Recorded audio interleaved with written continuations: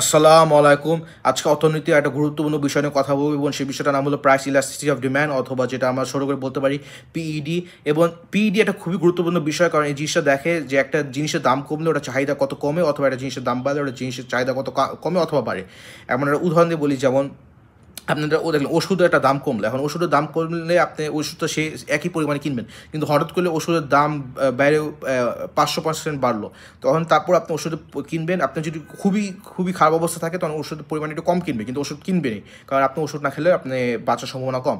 কিন্তু আরেকটা উদাহরণ দিয়ে দেখলে বললাম গাড়ি, দেখলেন গাড়ির দাম 500% বাড়লো, 500% বাড়লো, তখন 500% বাড়ার পর একটা মানুষ গাড়ির যে সংখ্যাটা কিনবে সেটা খুবই কমে আসবে, কারণ মানুষ গাড়ির দরকার থাকে না জীবন বাঁচার জন্য। মানুষ অন্যভাবে যেতে পারে, সিএনজি ব্যবহার করতে পারে, মোটরসাইকেল ব্যবহার করতে পারে, অথবা বাস ব্যবহার করতে পারে, মেট্রো রেল এগুলো ব্যবহার করে মানুষ চলাচল করতে পারে, কিন্তু গাড়ির প্রয়োজন না। কিন্তু যখন তার জন্য 500% দেখলেন একটা গাড়ির দাম বাড়লো, তখন আপনি গাড়ি কিনবেন না, তখন গাড়ির পরিমাণ অনেক কিনা চাহিদা অনেক কমে যাবে। এবং এটাই দেখে পিইডি। এবং পিইডির যে সংখ্যাটা সেটা সাধারণত হয় শূন্যের নিচে, শূন্যের বেশি, অথবা শূন্য।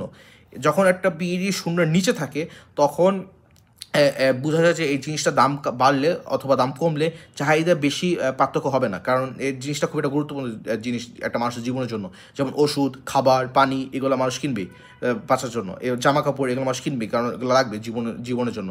তার জন্য এগুলোর দাম কমলে বাড়লে এগুলোর চাহিদা তেমনটা কমে না। যখন একটা পিইডি শূন্যতে থাকে তখন মানে এটার দাম যদি 5% বাড়ে তখন মানুষের চাহিদা 5% কমবে, এটা যদি দাম 5% কমে তখন মানুষের চাহিদা 5% বাড়বে।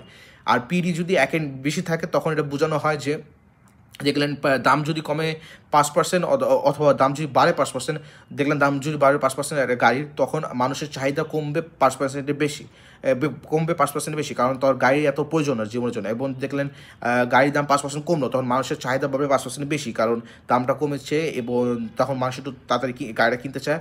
এবং এটা যেহেতু দাম কমেছে, মানুষ ভাবে দাম বাড়তে পারে ফিউচার, তার জন্য আমি এখন ভবিষ্যতে বাড়তে পারে দাম, তার জন্য আমি এখন কিনে ফেলি। এবং এটাই হলো পিইডি দেখে।